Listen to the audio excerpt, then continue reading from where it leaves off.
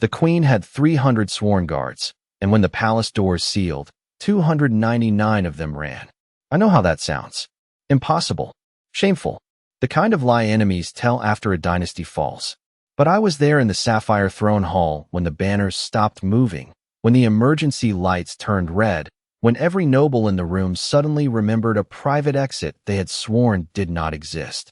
My name is Taver Rel, Senior Protocol Witness of the Valoran Crown, which means I have spent 42 years standing quietly near power and pretending not to hear cowards make brave speeches. I had watched generals kneel before Queen Valara with polished armor and perfect oaths. I had watched royal guards press their fists to their hearts and promise that no threat in the galaxy would ever reach her. They said it loudly. That should have worried me. Real courage rarely needs an audience. The ceremony that day was supposed to be simple. A trade accord with the Terran embassy, a few signatures, a few photographs, a few polite lies about unity between species who privately found each other exhausting.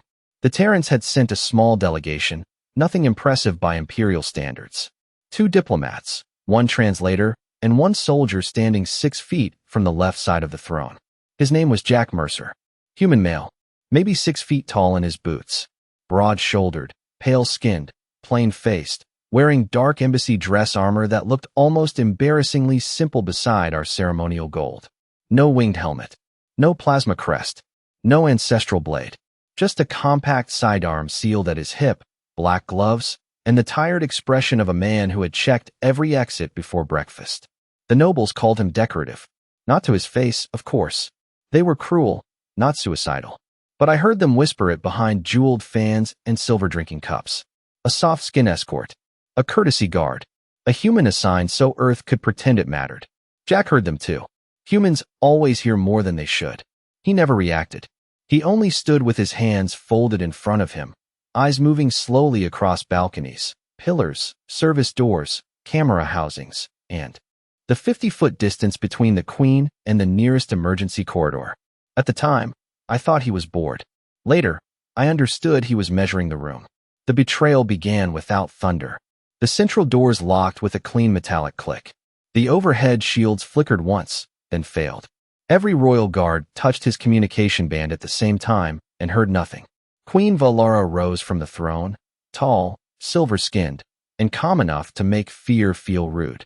Then the first explosion of panic came from the east balcony, not from an enemy, but from her own guards pushing through a hidden passage meant for servants. After that, discipline unraveled like cheap thread. Armor clattered. Nobles screamed.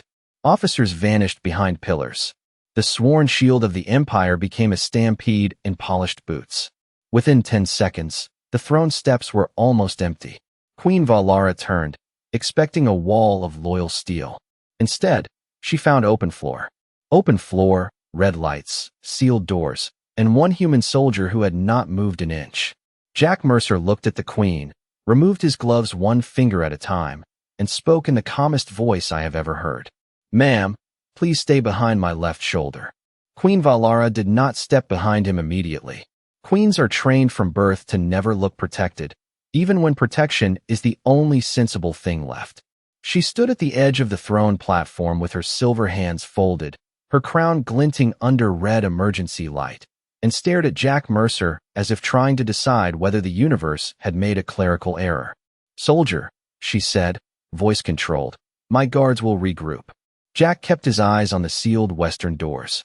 "I am sure they will, ma'am." There was no insult in his tone. That somehow made it sharper. I saw the queen's jaw tighten. She had heard it too. Not mockery. Not comfort.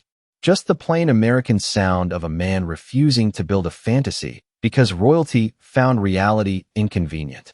The remaining nobles crouched behind overturned banquet tables, silk robes pulled close, antennae trembling, jeweled claws clicking against marble. A few of them looked at Jack with the same expression they had worn all morning, the one that said humans were useful in photographs and awkward near real danger. I understood them, unfortunately. Until that day, Jack Mercer had seemed like the least important person in the hall. He had arrived with the Terran delegation carrying his own equipment case instead of letting a servant do it. He had asked for a map of the palace fire exits, then checked the map against the actual doors. He had declined ceremonial wine because he was on duty. that had offended half the court. Our nobles considered refusal of hospitality a social wound. Humans considered alcohol before guard duty a bad idea. Cultural exchange is often just two species silently judging each other with better posture. During the morning reception, Lord Kethrin had asked Jack if all Terran soldiers were so lightly armored. Jack had looked down at his simple black vest, then at the Lord's gold-plated chest piece, and said, "Mine lets me move." The Lord had laughed because he thought it was humility.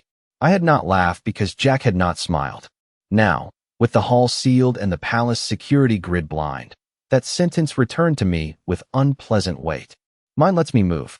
The royal guards had been beautiful. Too beautiful, maybe. Their armor had curled shoulder fins, ceremonial ridge plates, polished thigh shields, and helmets tall enough to make doorways nervous. They were built to impress ambassadors, reflect camera flashes, and remind citizens that the crown was eternal. Jack's gear was built to fit through a service corridor at speed. The difference had seemed insulting before. Now it seemed educational. He reached down and removed a small flat device from his belt, no larger than a deck of cards. Queen Valara noticed. "Is that a weapon?" "No, ma'am. Door wedge." "You brought a door wedge to a royal signing ceremony?" "I brought 3. Somewhere behind us, one of the hiding nobles made a tiny, offended sound. Jack ignored it and slid the device under the nearest side entrance. It locked with a soft click. Then he placed the second near the servants' passage the guards had used to flee, and the third beneath a maintenance hatch half hidden, behind a blue silk banner. He had known about the hatch. I had worked in that palace for 42 years and had forgotten it existed. The queen noticed that too. For the first time, she stepped down from the throne platform and moved behind his left shoulder. Not far, just enough. Jack adjusted his stance by 6 inches, placing himself between her and the main doors without looking back. "Thank you, ma'am," he said. Queen Valara's eyes narrowed. "You expected this?" Jack finally glanced at her. "No, ma'am. I expected people to disappoint me. The rest is just architecture." The first voice from beyond the main doors came through the dead public address system, which was impossible because the palace network had already gone dark. That meant whoever was outside had not merely entered the Sapphire Wing. They had brought their own control spine and laid it over ours like a second nervous system. The voice was male, smooth, and terribly pleased with itself. "Queen Valara, by authority of the Restoration Front, your reign is suspended. Step away from the throne, and no loyal citizen needs to be harmed." One of the nobles behind the banquet tables began whispering a prayer so fast the translator gave up and produced static. Queen Valara did not move. Her eyes stayed on the sealed doors, but I saw the tiny shift in her shoulders. Not fear exactly. Calculation under pressure. She had been raised to command fleets, negotiate trade wars, and make planetary governors weep with 3 polite sentences. She had not been raised to stand in her own throne hall while the Empire's finest protectors vanished through servant tunnels. Jack Mercer tilted his head toward the speaker grill, listening. "How many entrances into this room from that corridor?" he asked. The queen answered before I could. 3 public doors, 2 ceremonial arches, 1 service lift, and an honor passage behind the western mural. Jack nodded once. "For usable from their side. The lift is too slow. The honor passage is too narrow for a group." She looked at him. "You learned that from a tourist map?" "No, ma'am. I learned it because your palace architects hate straight lines." It was the wrong moment. For humor, which made it perfect. The queen almost smiled. Almost. The voice outside continued, louder now. "Your guard captain has accepted safe withdrawal. Your ministers are in protective custody. Your fleet will receive transition orders within the hour." That was when the queen's face changed. Until then she had been offended, cornered, furious, but still royal. At the mention of her ministers, something colder appeared. "They planned this inside my own court," she said quietly. Jack checked the side of his sealed holster, then did something I did not expect. He did not draw. He did not pose. He moved 3 steps left and pulled one of the fallen ceremonial banners across the polished floor, not to hide behind it, but to cover the shine of the marble between the throne and the central doors. I understood nothing. Then he tipped over a tall silver flower stand with his boot, creating a low obstacle exactly where a rushing group would have to slow down. He was not preparing for glory. He was reducing options. Small, ugly, practical options. The kind our beautiful guards had never practiced because it did not look noble in a parade.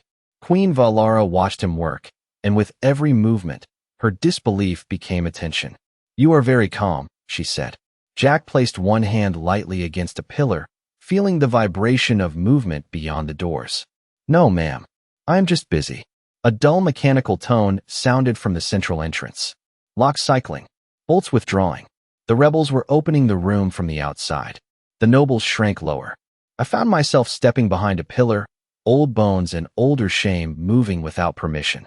Jack looked back once, not at me, not at the nobles, but at the queen. "From now on, do exactly what I say, exactly when I say it." For 42 years, I had watched Queen Valara make admirals lower their eyes. But in that moment, with the throne hall breathing red light and betrayal pressing against the doors, she gave one small nod to a human soldier the court had called decorative. The central doors began to part. Jack exhaled slowly. "Good," he said. "Now we make them walk into the room they think they already own."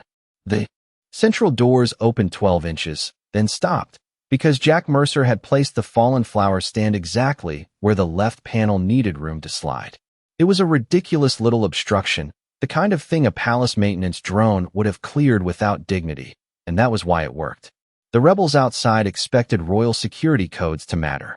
They expected shields, locks, command overrides, maybe a loyal guard unit making some grand final stand. They did not expect furniture. For 3 long seconds, the most dangerous rebellion in imperial history was delayed by a decorative flower stand and one human who had noticed how the door tracks worked. A voice outside snapped, "Clear it." Metal scraped. Someone shoved from the corridor. The door groaned open another foot, enough for the first rebel to step through sideways. He wore matte gray armor with the crest of the Restoration front burned across the chest. Not painted, burned, because traitors love symbols that make them feel permanent. Behind him came 6 more, then 8, then a dozen, spreading into the hall with practiced confidence that looked impressive until you noticed their spacing was terrible. Jack noticed.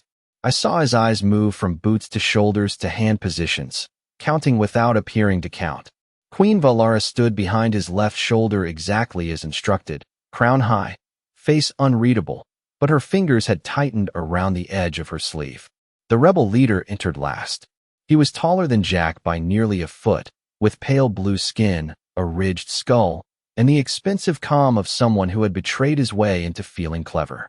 Minister Caldress. That was the part that made the nobles behind the tables gasp. Not a general, not a foreign assassin. Her own minister of civic order, the man who had spent years smiling beside her at public ceremonies. Caldress looked at the queen, then at Jack, and smiled like he had found a stain on a royal carpet. "Your Majesty," he said, "I expected more resistance." Jack answered before the queen could. "You got delayed by a vase." The line landed like a slap without anyone being touched. One of the rebels glanced at the flower stand, and for one perfect instant, uncertainty crossed his face. Caldress recovered quickly, but not completely. "And you must be the Terran courtesy guard." Jack's expression stayed flat. "Embassy security. How charming. Earth sent one soldier to protect an empire." "No," Jack said. "Earth sent one soldier to attend a signing ceremony. Protecting the empire seems to be extra." Behind him, Queen Valara went very still. Caldress heard the insult inside the sentence and decided to pretend he had not. That was wise. Pretending not to understand is one of politics' oldest survival tools. He spread his hands toward the room, toward the hidden nobles, toward the empty guard positions, toward the throne that suddenly looked less like power and more like bait. "Step aside, human. This is not your kingdom, not your quarrel, and not your death to choose." Jack shifted his feet half an inch. That was all. Half an inch, and somehow the path to the queen disappeared. "You are standing about 25 feet from her," he said. "You need to cross 15 feet of polished marble, 4 feet of banner cloth, 1 low obstacle, and me. You should reconsider the order." Caldress laughed. Some of his rebels laughed with him, but softly, like they were borrowing confidence they had not earned. "You think your small body can stop a change of government?" Jack looked at the camera housings overhead, the disabled speakers, the nervous rebels, the hidden nobles, and finally the queen he had promised to guard. "No," he said. "I think bad planning can." Caldress stopped smiling when Jack Mercer did not step aside. That was the first real shift in the room. Not fear, not yet, but the faint irritation of a man whose perfect plan had encountered a locked drawer. He lifted 2 fingers, and the nearest rebel advanced with the confidence of someone who had been told the hard part was already over. The rebel was broad, armored, and armed with a ceremonial shock staff stolen from the Royal Guard racks, which meant he held it like a symbol instead of a tool. Jack watched him come. He did not reach for his sidearm. He did not raise his voice. He only moved his left hand slightly behind him, palm open, toward the Queen. Stay? Queen Valara stayed. That tiny obedience from the most powerful ruler in 3 systems made several nobles stare harder than the rebels. The rebel crossed the polished marble too quickly, boots sliding for half a step on the banner cloth Jack had dragged across the floor. He recovered, but recovery takes time, and time was the one thing Jack had been buying since the doors opened. Jack shifted sideways, not backward, forcing the rebel to turn his shoulders around the fallen stand. The staff came up, bright and loud, meant to intimidate more than function. Jack stepped inside its reach, placed one hand on the rebel's armored wrist, and redirected him into the pillar with a sound that was more embarrassing than dramatic. The staff clattered across the floor and spun to a stop near Lord Kethrin's hiding place. The noble stared at it as if it had asked him a difficult question. The rebel slid down to one knee, stunned, conscious, and suddenly much less interested in history. Nobody spoke. Jack returned to his exact position in front of the Queen as if he had merely closed a window. Caldress blinked once. The other rebels looked at the banner cloth, the flower stand, the slick marble, and Jack's plain black armor with new respect arriving too late to be useful. Again, Caldress said, but his voice had lost some polish. 2 rebels moved this time. Jack took one step back, and the Queen moved with him, perfectly behind his left shoulder. I realized then that he had turned her into the safest moving point in the room. Not hidden, not helpless, protected by geometry. The rebels tried to split around him, one left, one right. Jack let them commit, then kicked the fallen staff with his heel. It slid across the marble into the path of the left rebel, not fast, not flashy, just exactly where a boot needed empty floor. The rebel stumbled into his partner, and their perfect pincer became 2 armored bodies arguing with balance. Jack used the moment to press the Queen 2 feet behind the pillar and tap the side of his communication bead. Terran delegation, status. Static answered. Then a woman's voice, tight but steady. Mercer, we are locked in the West Gallery with 12 civilians. Hold position, Jack said. Do not open any doors unless you hear my voice twice. Caldress heard that and laughed too quickly. You are calling for help? Jack glanced at him. No, I am telling help not to interrupt. That line did something to the room. The nobles heard arrogance. The rebels heard insult. Queen Valara heard discipline. I heard the sound of a man who had already decided this hall was under his control and was simply informing everyone else in stages. Caldress stepped forward at last, anger sharpening his face. You are one soldier. Jack looked at the scattered rebels, the blocked doors, the covered floor, the nervous spacing, and the Queen still breathing safely behind him. Yes, he said. That is why I am keeping this simple. The word simple should not have sounded frightening, but in Jack Mercer's mouth it made every complicated plan in the throne hall feel suddenly childish. Caldress had brought codes, traitors, borrowed uniforms, and a speech prepared for history. Jack had brought 3-door wedges, a bad opinion of palace architecture, and the patience to let arrogant people step exactly where he wanted them. He moved the Queen another 4 feet toward the left pillar, not quickly enough to seem panicked, not slowly enough to give the rebels comfort. Your Majesty, he said, eyes still forward. Does the throne platform have independent emergency power? Queen Valara frowned. Yes, for ceremonial continuity. Jack nodded. That is the most royal phrase I have ever heard. Can you turn it on from here? With my signet. Please do that. Caldress barked an order for his people to advance, but orders are less impressive when the room has stopped trusting the floor. The rebels hesitated for half a breath, watching the banner cloth, the fallen stand, the scattered staff, the slick marble, and the human who had somehow made all of it part of himself. Queen Valara lifted her right hand. The sapphire ring on her finger flashed once. Behind Jack, the throne platform awakened with a low blue glow. Not a weapon, Not a shield strong enough to stop an army.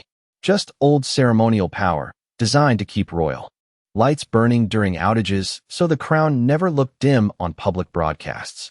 Jack looked up at the balcony mirrors and said, "That will do." Then he tapped his communication bead twice. Embassy Security Code Mercer 7. Local relay piggyback on active royal current.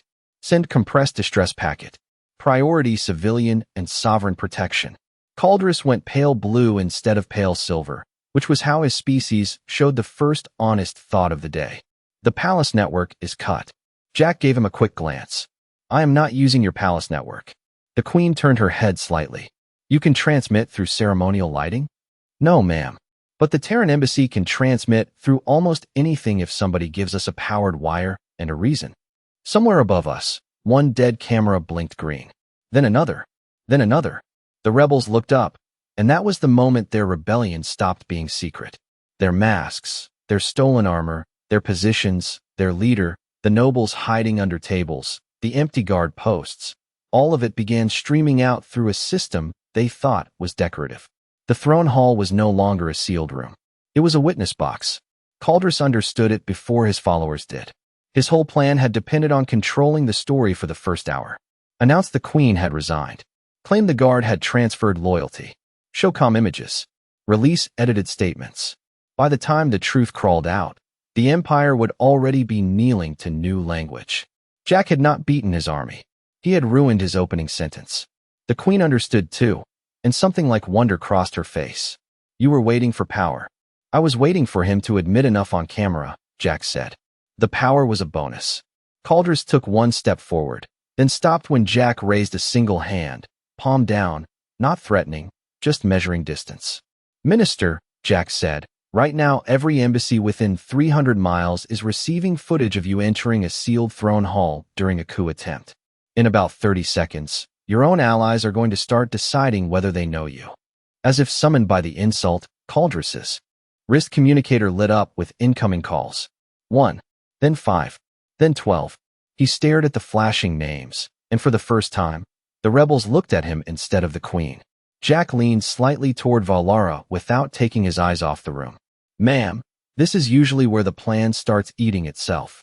Queen Valara looked past his shoulder at the man who had betrayed her court, then at the human soldier who had turned furniture, lighting, patience, and truth into a defensive wall. Her voice dropped to a whisper only I was close enough to hear. "I thought you were here as a courtesy." Jack's mouth barely moved. "No, ma'am. I was here on duty." Caldrus made the mistake desperate men always make when the room stops obeying them. He confused movement with control. His wrist communicator kept flashing with abandoned allies, nervous ministers, and probably at least one relative pretending the connection was poor. He silenced it with a sharp twist of his hand and pointed at Jack Mercer. "Remove him." 6 rebels moved at once, which sounded impressive until you realized they were no longer moving as a team. They were moving as individuals who had suddenly begun wondering whether the person beside them would testify first. Jack saw that fracture immediately. Humans have a talent for noticing the exact moment confidence becomes math.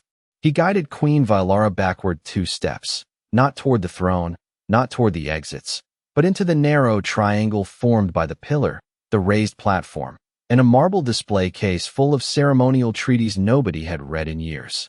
It looked like a corner. It was not. It was a funnel.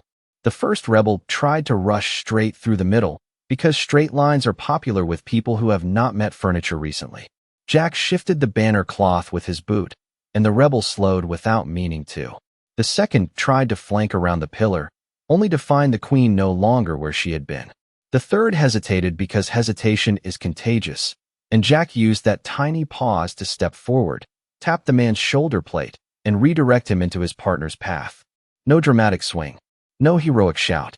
Just one precise touch that turned 6 attackers into a traffic problem. I had spent 4 decades studying court choreography, the elegant patterns of diplomats, soldiers, servants, and royalty moving through power. This was different.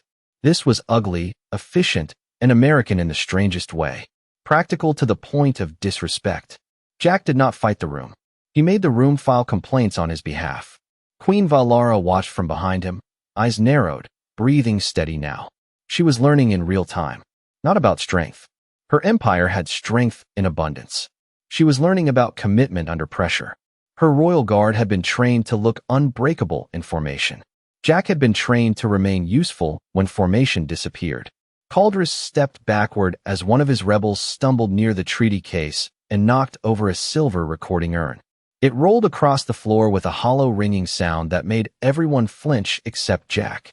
"You are embarrassing yourselves," Jack said. He did not say it loudly. That was why it hurt. Caldress snapped. "You cannot hold this hall forever." "I do not need forever." Jack glanced at the nearest restored camera light. "I need about 4 more minutes." That number changed everything. Rebels understand open-ended danger. 4 minutes is different. 4 minutes has shape. 4 minutes means someone is coming, and the human knows who, from where, and how fast. The Restoration Front heard the number and began silently calculating loyalty against prison time. Then Queen Valara spoke, her voice cutting through the red-lit hall like a blade made of ice. "Minister Caldress, you promised them I would be alone." Caldress looked at her, then at Jack, then at the cameras watching him fail in real time. "You are alone," he said, but even he did not believe it anymore. Jack Mercer took 1 step forward, placing himself squarely between the Queen and every rebel in the hall. "No," he said. "She is behind me." The words were simple, almost plain, but the entire room understood the difference. A guard stands near power. A loyal soldier stands in front of it. The 4 minutes did not feel like 4 minutes. They felt like a lifetime being audited by every bad decision in the room. Caldress kept his rebels near the center doors, but their formation had become decorative, the same way our royal guard had been decorative, only with worse timing and less polish. Their eyes kept flicking upward to the restored cameras, then toward the side passages, then toward Jack Mercer, who still stood in front of Queen Valara with the steady boredom of a man waiting for a bus that was exactly on schedule. That was what broke them first, I think. Not fear of Terran soldiers. Not fear of imperial justice. The calm. Jack was not hoping help would arrive. He knew. At 3 minutes and 40 seconds, the Eastern Servant Passage rattled from the outside. Several nobles gasped. Jack did not turn his head. "Not ours," he said quietly. Too loud. The passage lock sparked, failed, then slammed open. 4 royal guards stumbled into the hall, helmets crooked, ceremonial armor scratched, breathing hard, carrying the kind of expressions men wear when they have rehearsed an excuse and discovered the audience has changed. Behind them came more guards, then palace security officers, then 2 Terran embassy agents in plain dark suits who looked far more annoyed than impressed. The returning guards expected chaos. They expected to rescue a queen, reclaim a throne, and rewrite their absence into strategic repositioning. Instead, they found the queen standing safely behind a human soldier, Minister Caldress exposed on live imperial record, the rebels disorganized, the nobles watching, and the throne hall arranged like a classroom demonstration titled "Why Cowardice Needs Better Planning." Guard Captain Vare entered last, his gold crest cracked along one side. He saw Valara and dropped to one knee, so quickly his armor rang against the marble. "Your Majesty, we returned as soon as we could." Queen Valara looked at him for a long moment. She did not raise her voice. She did not need to. "You returned after the human held the room." The sentence was not loud, but it traveled farther than any shout. Every guard heard it. Every noble heard it.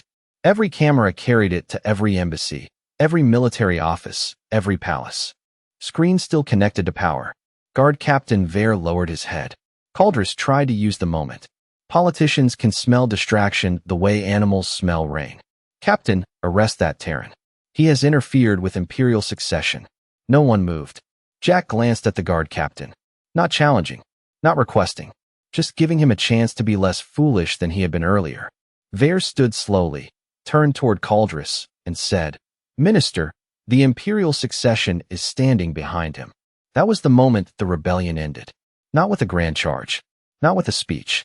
It ended because everyone finally understood which direction loyalty was facing. The rebels lowered their weapons one by one and backed away from the queen.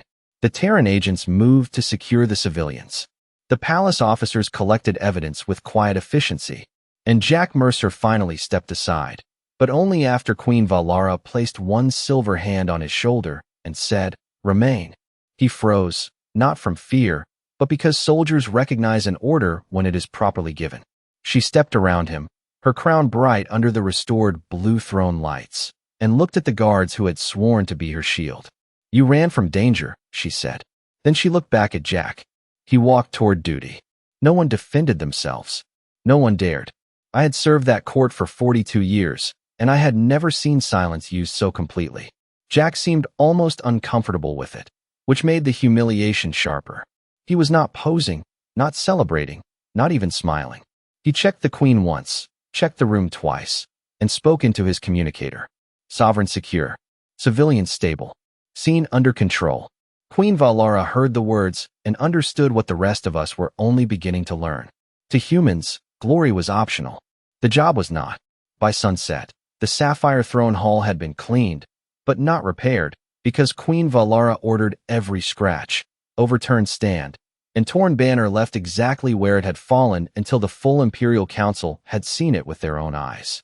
That was how she punished a court built on appearances. She made them study reality. The nobles arrived first, quiet now, their jewels dimmed, their voices smaller than I had ever heard them. Then came the ministers who had not joined Caldrus, but had somehow failed to notice his plot, which in politics is often the same crime wearing better shoes. Last came the royal guard, 300 sworn protectors minus those suspended for investigation, standing in ceremonial lines that no longer looked impressive. Their armor still shone. That was the problem. It shone like something meant to be seen, not trusted. Queen Valara stood before them without the full crown, wearing only a simple silver circlet and a plain blue cloak. Jack Mercer stood 20 feet away near the left pillar, exactly where he had stood during the crisis, because the Terran embassy had not yet relieved him from duty. Someone had offered him a chair. He had looked at it as if it were a trap. The queen let the silence grow until even the air seemed embarrassed. Then she spoke. "This morning, I was protected by 300 oaths and one promise. The oaths ran. The promise stayed. No one moved." Guard Captain Ver stared at the floor. Several nobles looked like they wanted to disappear behind their own collars. Jack looked uncomfortable, which only made the sentence stronger. Heroes in our stories usually demand statues before the smoke clears. Humans, apparently, prefer checking exits and avoiding speeches. Queen Valara turned toward the council table. Effective immediately, the royal guard will be dissolved and rebuilt. No oath will be accepted without training. No uniform will be honored without proof. No officer will stand beside the throne because of bloodline, beauty, or tradition. A murmur moved through the hall, but died when she lifted one hand. Every candidate will study Terran protective doctrine. Every captain will pass live evacuation trials. Every guard will be tested alone, without formation, without ceremony, without applause. Then she looked at Jack, and the first lesson will be taken from the soldier who remained. Jack straightened. "Your Majesty, with respect, I was assigned to protect you. That is not a doctrine." For the first time all day, Queen Valara smiled. Not warmly, royally, dangerously. "It is now." That line entered the archives before the floor polish dried. I know because I filed it myself. The human oath, they called it later, though Jack objected to the name every time someone mentioned it near him. He said it sounded dramatic. He said soldiers were not magic. He said most of it was basic training, clear thinking, and not leaving the person you promised to protect. That was the most terrifying part. To us, his actions looked like legend. To him, they looked like the minimum acceptable standard. The next morning, before departing for the Terran embassy, Jack returned to the throne hall to collect his 3-door wedges. Queen Valara was already there. No court, no cameras, only me, because protocol witnesses are difficult to get rid of. She asked him one question. "Were you afraid?" Jack considered lying, then wisely decided not to insult her. "Yes, ma'am." "Then why did you stay?" He clipped the last wedge onto his belt and shrugged like the answer was obvious. "Because I said I would." Years have passed since that day. The palace has new doors, new cameras, new guards, and a training yard where noble-born officers learn how quickly dignity becomes useless on slippery marble. Above the entrance hangs no statue, no heroic painting, no golden poem. Just one sentence in Terran English and Imperial script. Courage is not the absence of fear. It is the refusal to hand your duty to someone else. And beneath it, in smaller letters, the name Jack Mercer. That is when our empire finally understood humans. They are not terrifying because they never fear. They are terrifying because fear does not automatically change their orders.